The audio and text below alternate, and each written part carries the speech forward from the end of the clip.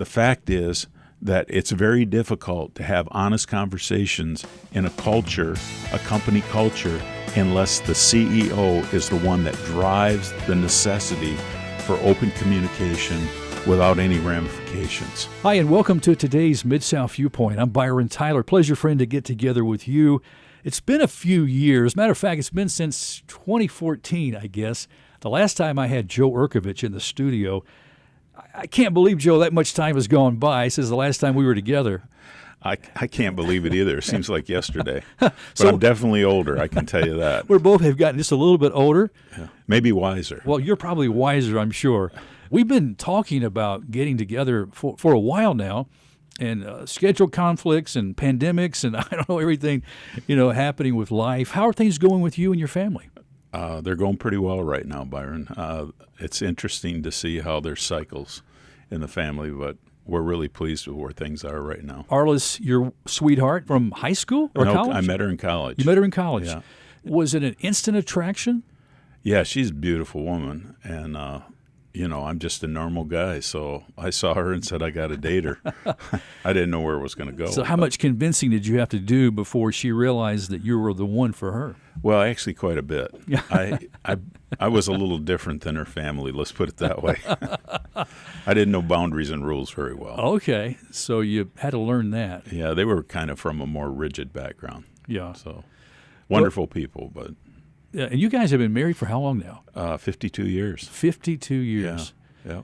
Did you ever think you'd have one woman in your life for 52 years? I didn't know what the future held when I got married. It was like, we're doing this now, and the commitment part of it we both made when we first got married. We said, we're not going to entertain divorce as an option. We're going to work through whatever we face. So you understood that commitment when you made it? I understood that the commitment needed to be there. I don't understand what it was going to take to get there. Or how difficult it was to keep that commitment along the way. Yes. And I know part of what you do a lot is talking to couples about their marriages and ways they can have healthier marriages. Yeah, I do that a lot on an individual basis, but also in the line of work I do. That's part of the standard operating procedure for most CEOs, female or male, is to try to get into their personal life, because that's where all things are really held accountable. And you work a lot with executive leadership, both in the corporate world, the sports world. You are the senior executive with Align Advisor. Tell me about this organization. Well, what we do, Byron, is really we try to help people become a better version of themselves. We go inside of them with their permission and with their cooperation, and we help them understand what it is that really drives them. Most of the time when leaders start out in life, they kind of have a goal, and they kind of have a what mentality. What am I going to do to be able to accomplish this, and how am I going to do it? And they spend most of their time there. And Simon Sinek a few years ago came out with this concept of know your why. And everybody's been on that track ever since, and it's a good thing. Know your why, but we believe that you can't really sustain knowing your why and keeping it engaged without knowing who you are. Yeah. So what I see generally is successful leaders, because that's who I really work with. Align is really geared toward working with people who've already reached success, but they want something more. Yeah. And so they bring us in to help do the analysis and help put them personally on a track to take advantage of all the gifts and abilities they have inside themselves. Yeah. And so the issue isn't really to create a new leader. The issue is to help them understand the leader they are and to use those strengths that they possess internally to help facilitate where they want to go. Let's back up a little bit in your own personal journey with leadership. What are some examples, or really who are some examples of leadership that helped to shape your understanding of leadership? And can we kind of direct it somewhat in a biblical leadership too? Because I know you've been a pastor, and I kind of want to speak to some of the issues pertaining to pastors and their leadership roles. Sure, and we work with churches too. I was just out in Bellingham, Washington with a church and spent some time with their leadership. A wonderful time, a good group of folks. And both their lay leadership and their staff leadership. And it's very rewarding because the principles of leadership are the same. No matter whether you're working in the church or whether you're working in business, a leader's a leader. And the process for leadership development is transferable. So we use the same methodologies, and basically there's a real fundamental thing that I believe is absolutely essential for a leader to be effective, and that is to know what it is that drives them. And I'm not talking about my family drives me, success drives me, the bottom excellence. line. Yeah. I'm not talking about those kind of values. I'm talking about what is it inside of you that causes you to be uniquely you. And that aspect of it has both a consistent and inconsistent side. For instance, for myself, one of my primary drivers is to be inspirational. But the inconsistent side of that is to be power hungry. So you can see there's quite a continuum we live on.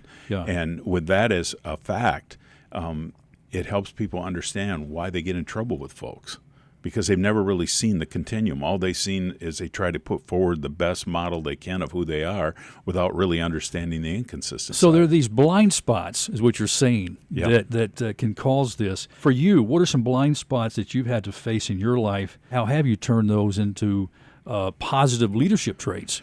Yeah, one of the primary issues that I've had to deal with in my life from a leadership perspective has to do with how competence plays into my view of self. I'm very motivated by understanding things and being able to articulate them and utilize them in a practical sense.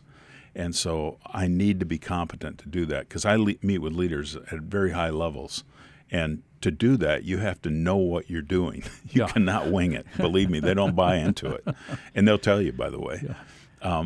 So competence is very important. And when I was younger, I didn't understand that one of the inconsistent aspects of competence is that you always see the holes in things. So you can never celebrate the things you've actually accomplished, and you can't accept compliments because you're always thinking about what needs to be fixed.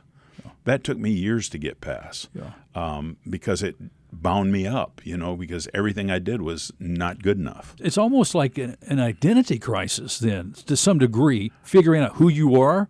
Well, in a sense, it's not really so much an identity crisis as it is an identity illumination. Okay. Where you actually become aware of who you are. Right. I think that's, to go back to what I was stating earlier, I think that's an essential thing, is for a leader to understand their values and then to understand how they impact other people. If they get those two things aligned in their life, they're going to be able to have a more powerful impact on the folks that they want to actually lead effectively. So is that also looking at the strengths and weakness balance there? Yes. That's some key thing. Yeah. Most people never take the time to sit down with a piece of paper and write all their strengths down on one side and all their weaknesses on the other, and then talk to the people around them who matter to them about those strengths and weaknesses from their own self-perspective to see if actually other people see the same thing they see. Do you think that's because of pride, or why do you think that is?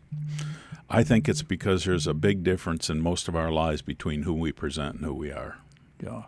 And we have difficulty with that. And that's something that you are passionate about, Yes. is authenticity. Yeah, not just authenticity, because that word can be misused too in our culture.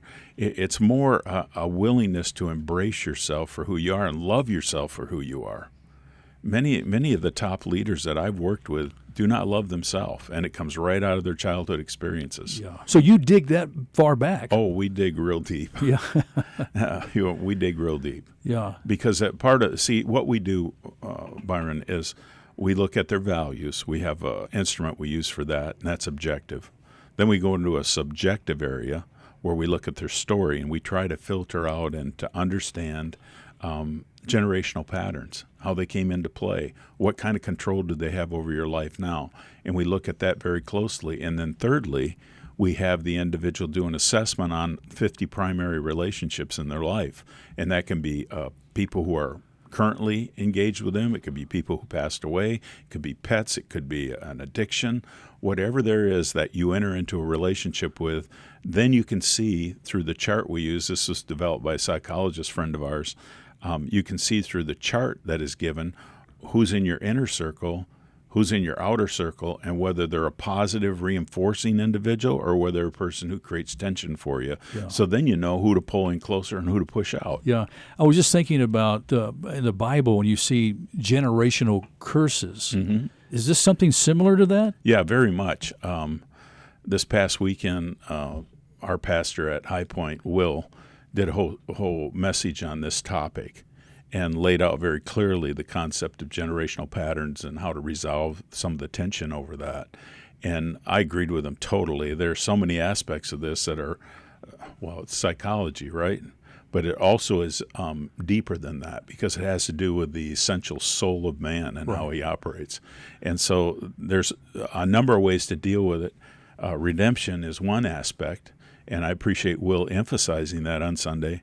But there are other ways to mitigate against it, maybe not with the same effectiveness, but at least the opportunity to bring a resolution to some of those tensions. Amongst the leaders that you work with, these successful leaders, that they haven't dealt with maybe these type of generational past things that they've inherited or that have been maybe impacting or affecting them as leaders. Yeah, they tend to be things that, honestly, they don't think about. They know they exist, but they just don't think about them. They haven't spent the emotional energy to invest in themselves. Yeah. And this is a problem. It's a problem in the business world, but it's a bigger problem in the church because people will put money into all sorts of technical stuff, like we're going to go to a worship conference or we're going to a small group conference. That's not where the issues lie. Yeah. All that system stuff's real easy. You can pick up a book and read that and know exactly what to do. It's where they have to do the work to get themselves centered and to understand themselves and how they impact other people. And that takes time and it takes money. Wow. Nobody does that for free. Business leaders will do it because the bottom line is important to them. Church leaders, and this is my bias now, stay away from that kind of investment because they're afraid of the accountability that comes with it. It makes them vulnerable. Yes. They have to be transparent. Yes. Forbes notes that a modern leader can make the most out of every situation, maximizing employee potential and pushing past norms and boundaries. This kind of management is typically called organizational leadership. Does a pastor need to have good organizational leadership? Yes and no.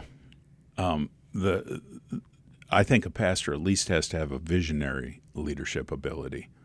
But to have actually organizational leadership, I know a number of guys in ministry who are successful who don't know how to put the nuts and bolts together to make something successful, but they know where they'd like to see things go. Yeah, I think that's an area where we put unnecessary expectations on our pastors. Yes. Yeah. I think that churches are notorious for it's like a head coach, in a sport. Everybody in the stands knows better than that person who spent their lifetime doing it. Yeah. And who's been in every circumstance they can be in. It drives me crazy when I'm sitting in the stands. I used to work with the Packers, and I'd sit up there and listen to these fans screaming stuff like they actually knew what was going on in the field. They had no idea.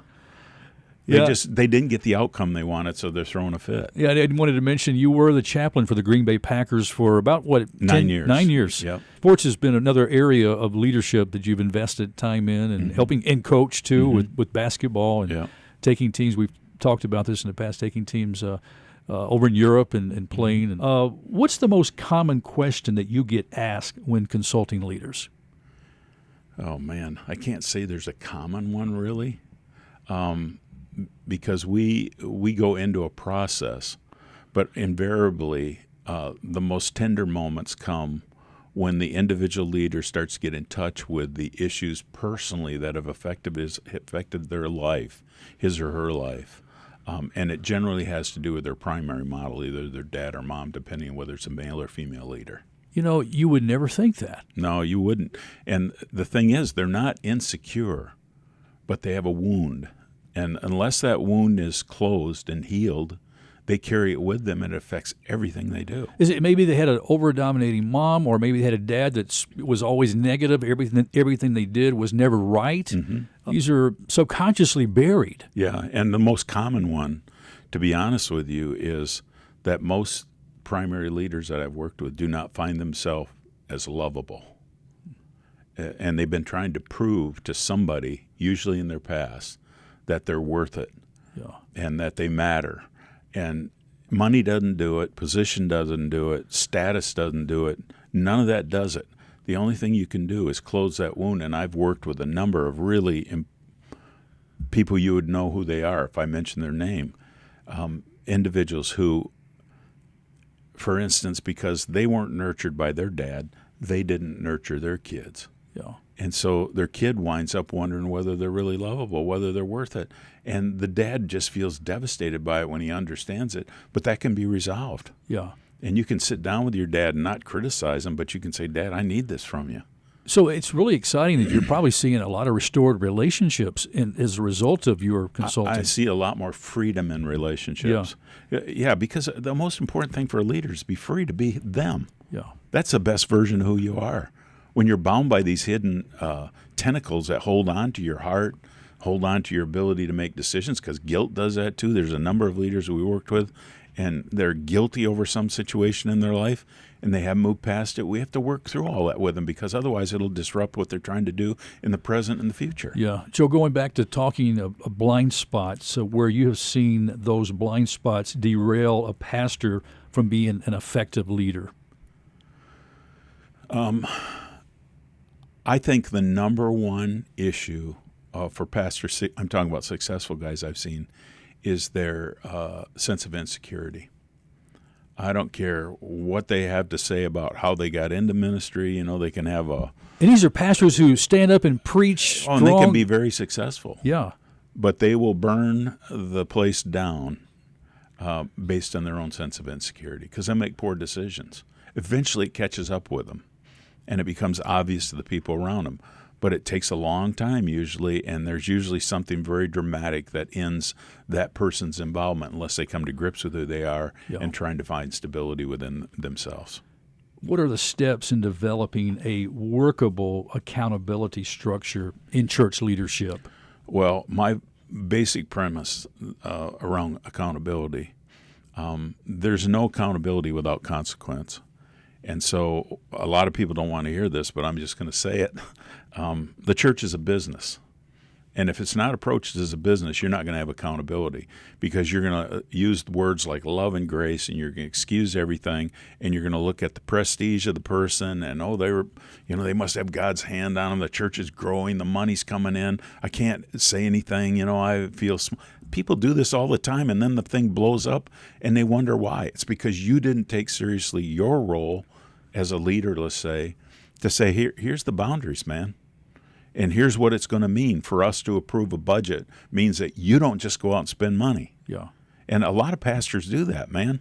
They go right from the offering plate to whatever their pet peeve is. Yeah. It's crazy. Yeah.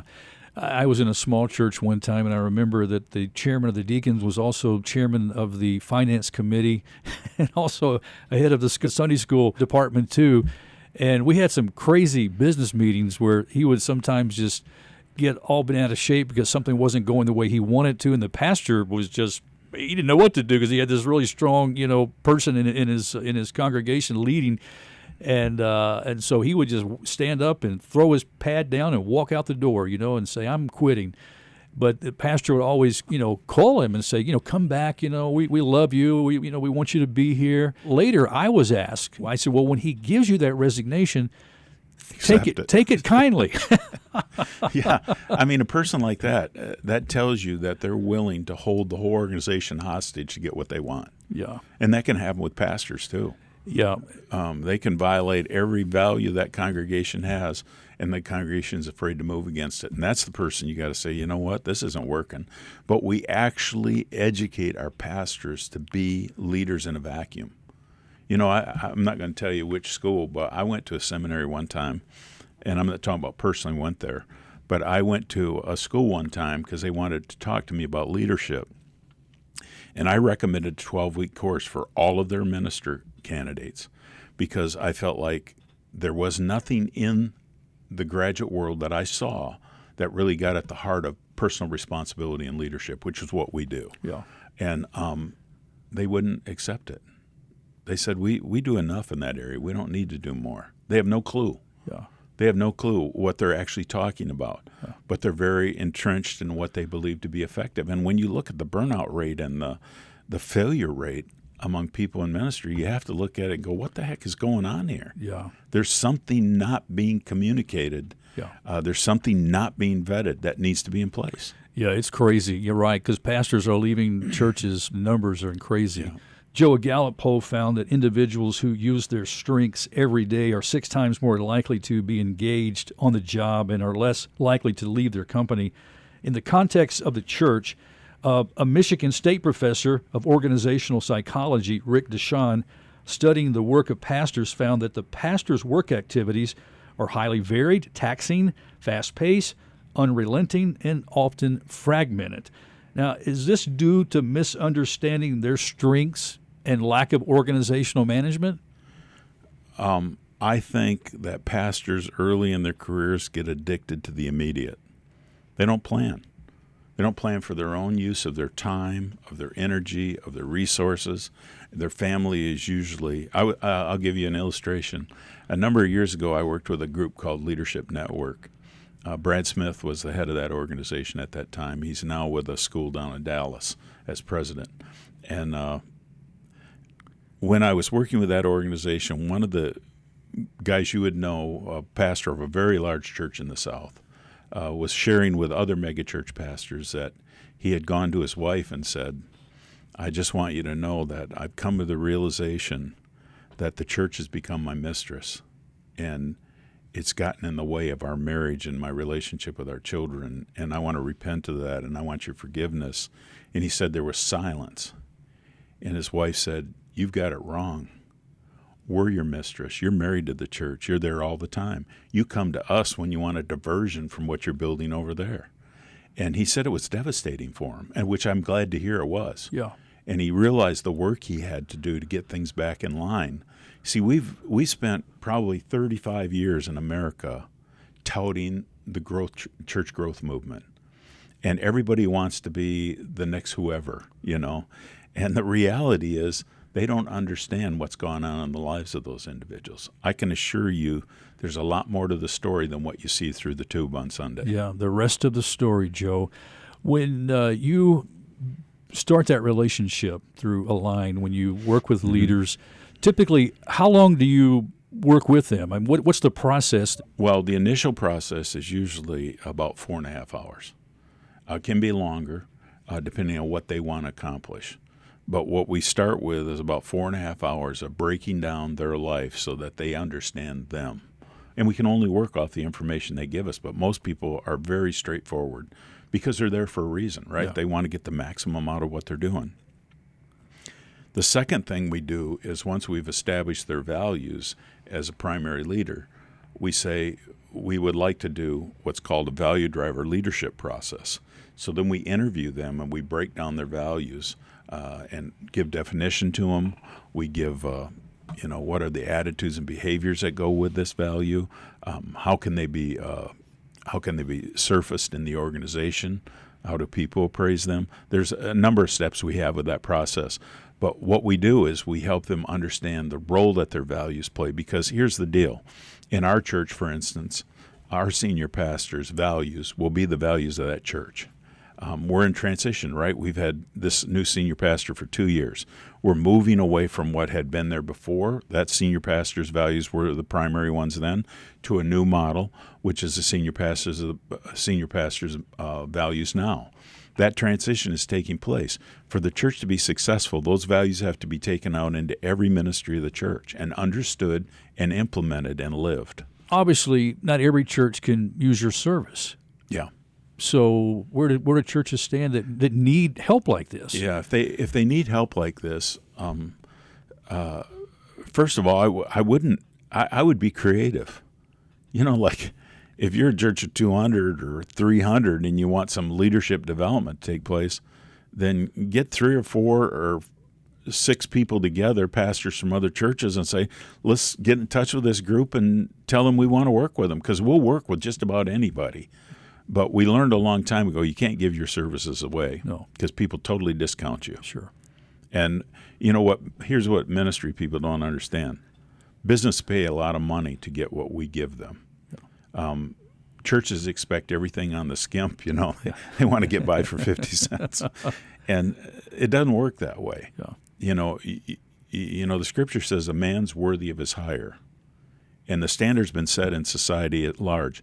Doesn't mean we won't discount and help you, but you've got to be creative about how you want to approach it. Depends on how deeply and how desperate you Yeah. are to approach it and to deal with it. Yeah. Because it's going to probably mean restructuring your whole ministry and the way you do things. Well, it'll change who you are. Yeah. Not in the sense of fundamentally change you. It'll expose you to who you are, and you'll want to give more of yourself to other people. Yeah. That's where the difficulty comes.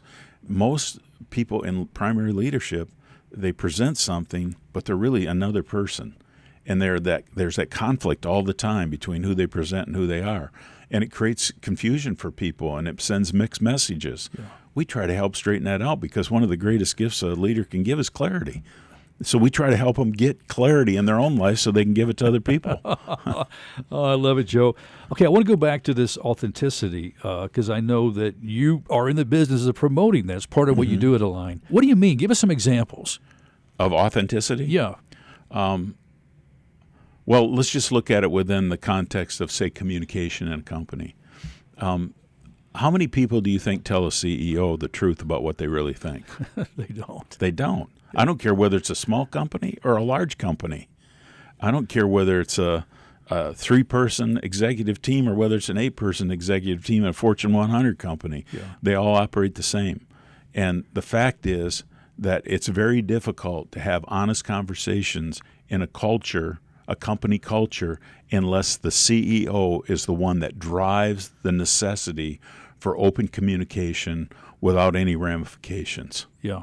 I actually worked with the military a few years ago in a situation where a colonel was dealing with a number of other field grade officers around honesty and openness and the mission they had. And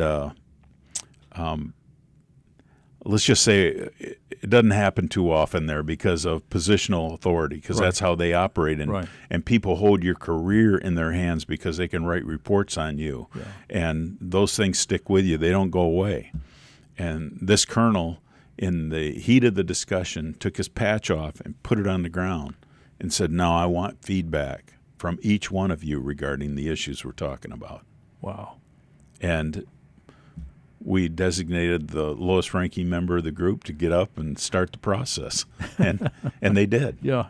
Joe Urcavich, boy, our time is gone. It's always a pleasure. It's been too long. We've got to get together on a regular basis and talk about whatever you want to talk about, you know? Now, if folks want to maybe talk to you, maybe they would like to have Align be part of their organization to help them through some of these things we've been talking about, what should they do?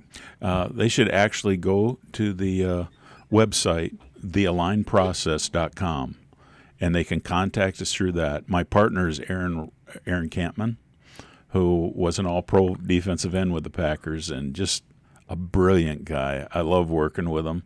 High-character fella, and we were having a lot of fun together. Yeah. With the kind of people we've been able to work with. So it's been a good run. Well, Joe, thanks again for stopping by. Yeah, Byron, it's been great being with you. You take care. All right. Well, friends, that's all the time we have on this edition of Mid-South Viewpoint. Thanks for stopping by. I'm Byron Tyler, and we'll talk to you next time. Bye-bye.